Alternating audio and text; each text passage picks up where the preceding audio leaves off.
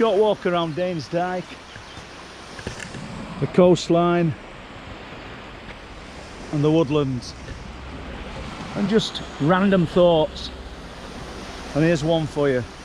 Did UFOs, unexplained phenomena, influence the theatre of war throughout man's evolution?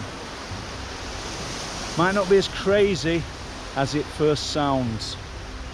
The theatre of war and the outcome of battles and the appearance of unexplained phenomena. There seems to be a pattern forming throughout history. We'll just sort of talk through a few of these ideas.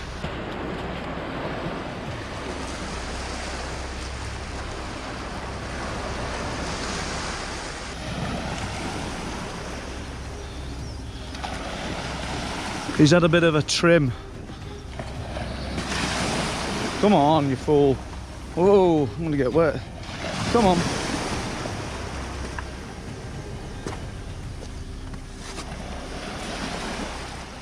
It's hard going on these rocks, but he's gone into rock athlete mode again. Aren't you, Bob? Just clinging to me. Come on, let's go. Come on. Oh, just.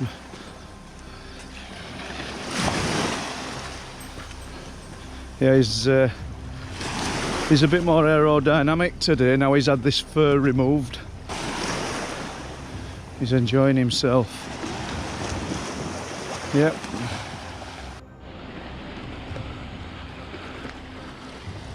There he goes.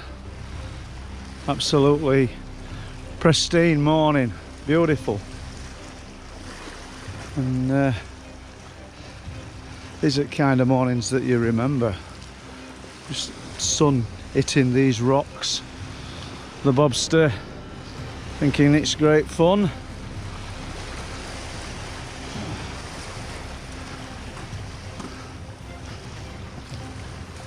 I don't know how much further we're going to go, to be honest.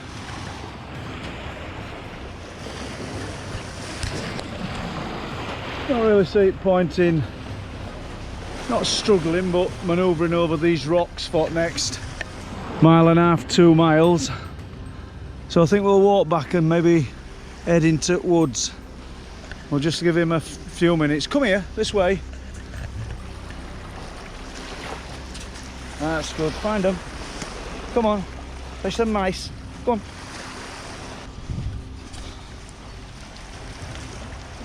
Fetch him. Where's he off now? He's gone into hunting mode. See that? He's on trail or something. It's probably a white stone. Find it. Come on.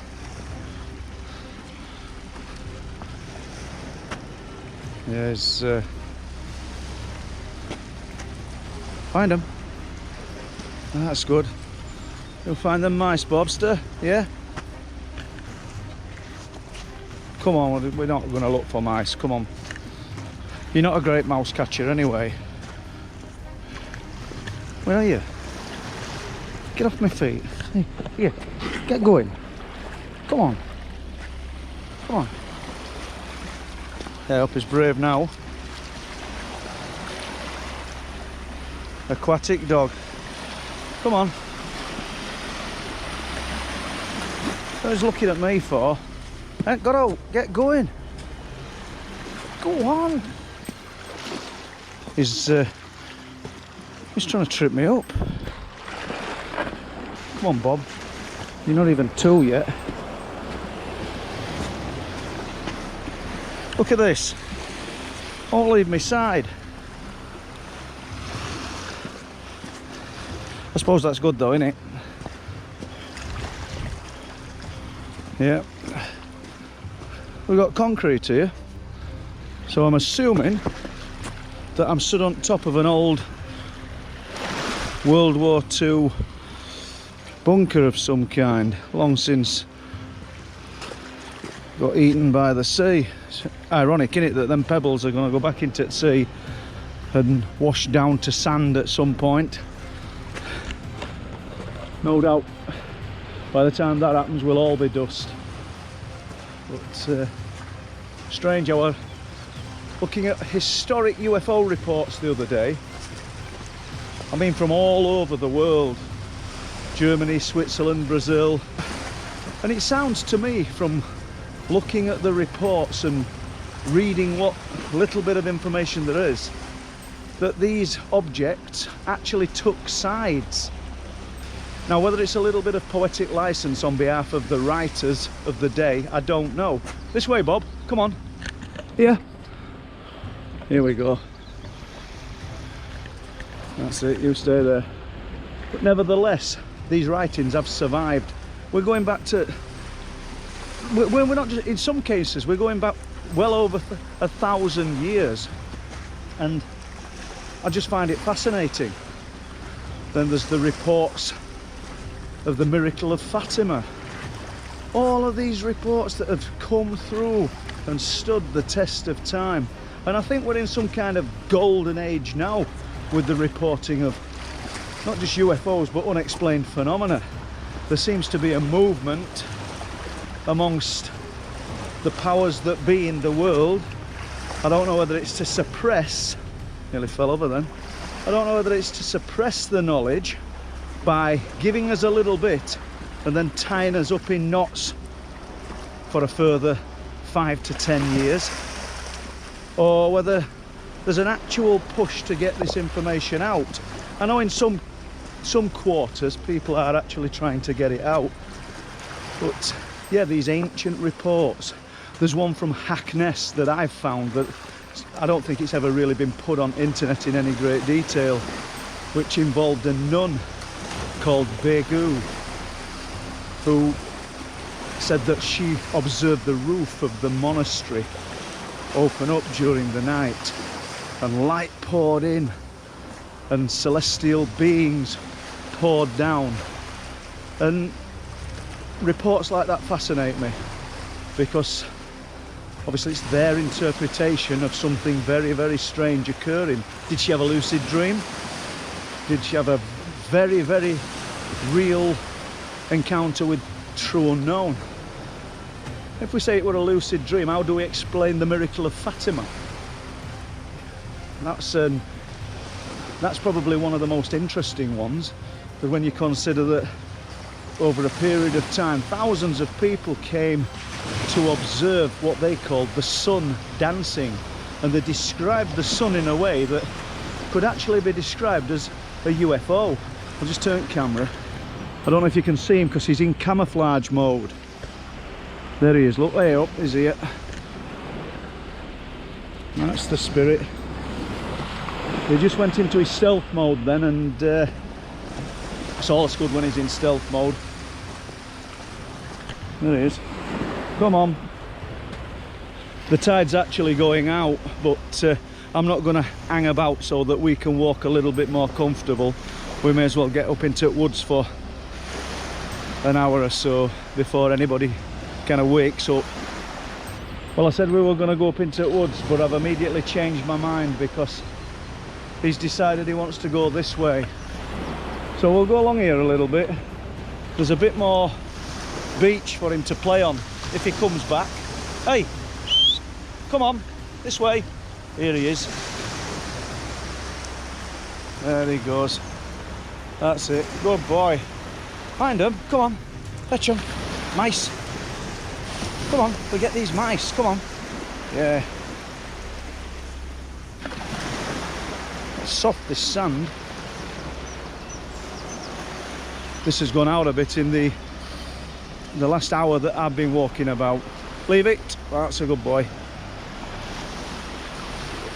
We'll walk over to these rocks.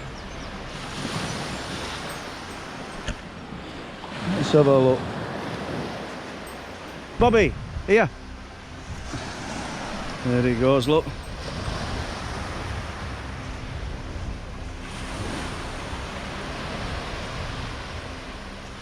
He's having a fight with brick.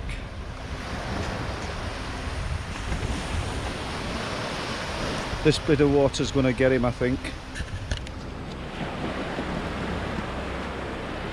and it's disappearing fast into the sand.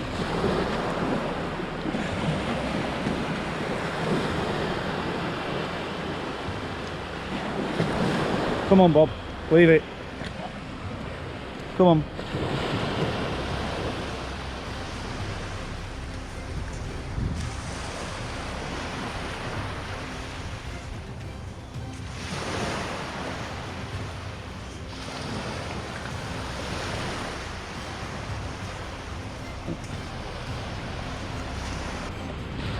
So after looking at quite a few of these ancient, what we will call UFO reports or historic accounts of the strange, what have I taken from it?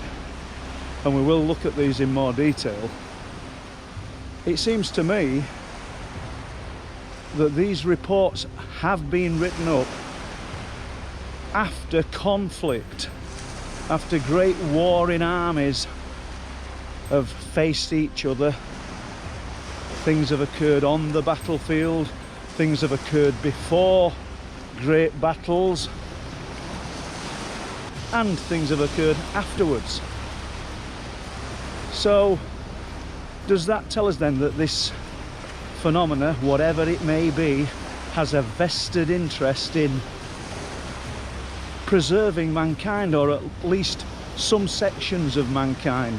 Because if we're to believe the writings, it does seem to have chosen sides, which is frightening when you consider the state of the world today, and we've got all these opposing factions. It seems that all we want to do is just destroy each other, just totally wipe each other off the face of the earth if we're a different colour, or we have different values in life. And it's a terrible state of affairs. We're probably one of the only species on this planet that can't get on in harmony. We just don't seem to be able to do it. Maybe that's the design. Here we go, let's see what this maniac's doing. I think he's gonna, oh, he's hidden behind a rock. Look, he's pretending to be a rock. Oh, there he is. Bobster, this way, let's have a look at this rock. Come on, here. This might interest him. I think he might become rock athlete again. Let's get on here. Come on, up. Come on, up. There we go, look at that. Stay there. Literally the master of all his surveys. For about 5 seconds.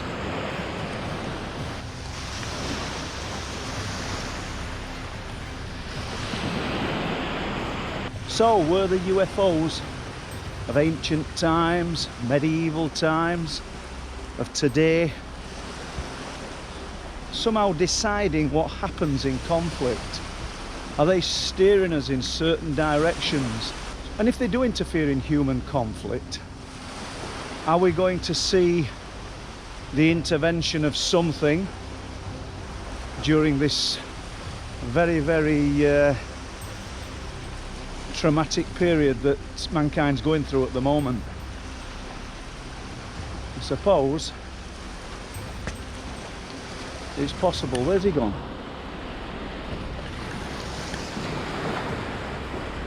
He's playing hide and seek. Oh, there he is. Do you want to climb on this one, Bob? Bobby, do you want to climb on this one? Get up this one. Go on. Go on, up. Do you want to climb on this one, Bob? Up. Come on. Up here. Come on, up. There he goes. He's off on it.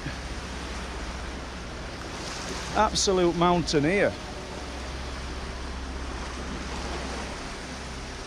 Oh God, don't jump off it.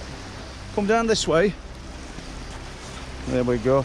He knows his way off the side of a small mountain, does Bobster.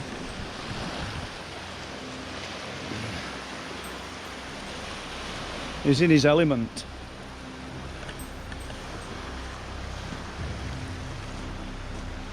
He's funny, isn't he? Absolutely Never stops putting a smile on my face. I said before I want another one, but oh yep, we're off again.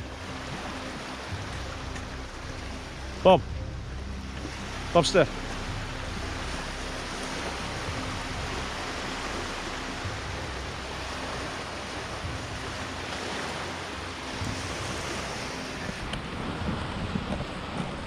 He's a true athlete. I think he gets it off his mum. Oh, no. This way. Come on.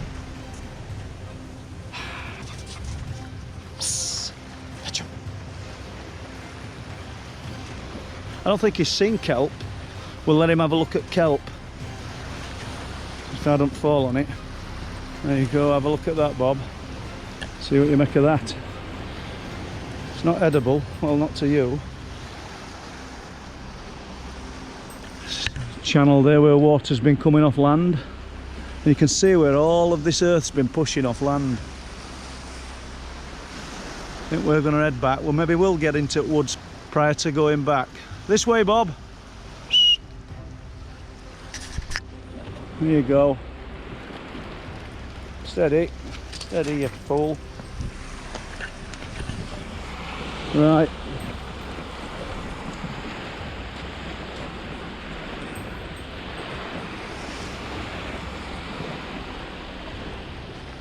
I don't think he's going to climb on that one. Come on. See, the bob cam's just a disaster.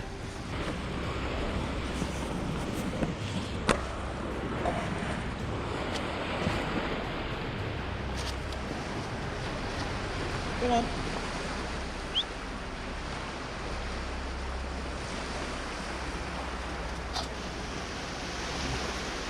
So why would UFOs, if that's the term we're going to use, UAPs, show up on a battlefield? Oh God, you've seen them seagulls up there. He's having a look at them, look. We'll get back to it. Why would they show up on a battlefield? Unless they've got a vested interest in saving some section of society. So, can we learn lessons from that? Can we look at these reports and interpret from what they're saying about the visitation during a battle, and saying that some of these visitations actually helped and settled the conflict in favour of one side? Can we look back through history then and look at the principles that these people were adopting, and look at the way that these people lived and treat other people, and assume then that the visitors, if they've got a vested interest in mankind, wanted mankind to move in that particular direction? You know, because there are enough historic reports going back hundreds and hundreds, if not thousands of years, suggesting that they've helped. One sec. Yeah, this way. Come on. Here we go. Can't let him get too far in front. Look at the speed. That's a good boy. So just to recap, I think that the people that have had the assistance from the visitors, is it because of the way that those people lived and the direction that their lifestyle was going that favoured the visitors? If that theory, if those ideas are correct, then perhaps we should start looking at their lifestyles throughout all of these thousands upon thousands and hundreds upon hundreds of years, and see if there's a pattern. It might reveal the outcome of the next major conflict, if we got intervention by something from this great unknown other. I don't know. So I'm going to turn camera off in a moment and just get the bobster. Look at him, absolute loon. You can see tide's going out now. Come on, Bobby, this way, come on. Mice. Come on, there's some mice here. This way. There we go. Get away from my feet, you fool. Get on. Crazy loon. If you can't smile when you look at that dog, then hey up, there's something wrong with you. Get off my feet. Psst. Psst. Come on. Come on then. Psst. Come on. Oh. Come on. Get going. That's called happiness. We've said it loads of times before. But it's just brilliant, isn't he? Oh. Are we now in an age where UFOs will enter the theatre of war?